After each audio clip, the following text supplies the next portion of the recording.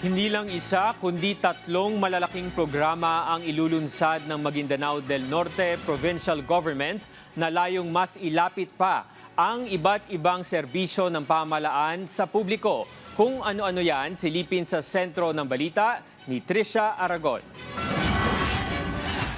Mas ilalapit pa ng pamahalaang panlalawigan ng Maguindanao del Norte ang mga serbisyo nito sa mga residente sa pamamagitan ng tatlong malalaking programa na ilulunsad.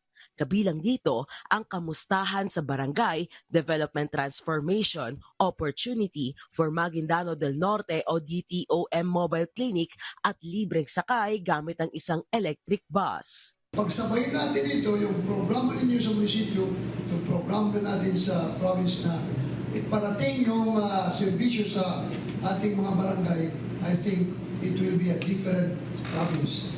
Sa ngayon ay nagsasagawa muna ng briefing ang pamahalaang panlalawigan para sa mga miyembro ng Sangguniang Panlalawigan, mga alkalde ng 12 munisipyo at kanilang mga kinatawan.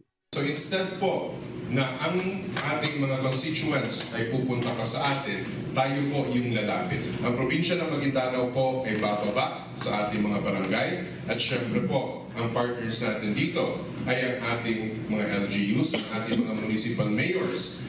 Layunin nito na maipaliwanag ang mga serbisyong direktang ihahatid sa mga barangay sa ilalim ng programang Kamustahan sa Barangay. Kabilang sa mga serbisyong ipagkakaloob ang libreng konsultasyon at gamot, pamamahagi ng food packs, tsinelas, school supplies, daycare supplies, trauma kits para sa mga barangay, assistive devices tulad ng wheelchairs at walkers, libreng kupit, manicure at pedicure, hot meals, legal services, mga gamot para sa barangay health stations at mga kagamitang pangmalakasan.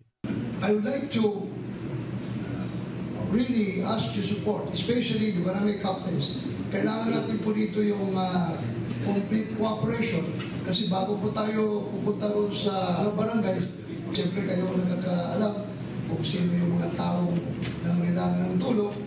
Ilulunsad din ang isang modernong mobile unit na maghahati ng diagnostic at serbisyong pangkalusugan sa mga lugar na mayroong limitadong access sa mga pagamutan.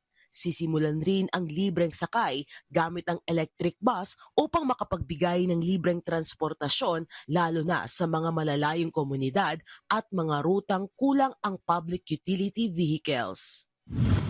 Inaasahang mas mapapakinabangan ng mga residente sa Maguindanao del Norte ang mga serbisyo ng gobyerno sa pamamagitan ng mga nasabing programa.